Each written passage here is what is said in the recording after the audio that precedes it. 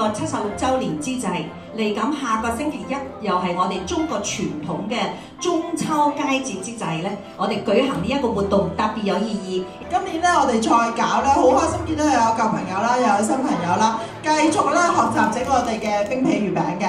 喺度咧都祝願大家中秋人要團圓，家庭幸福，事事順利。多謝。趁着嘅少少嘅時間有個親子嘅活動，所以我想借大家嘅掌聲，俾多啲掌聲啊！今日議員好嘛？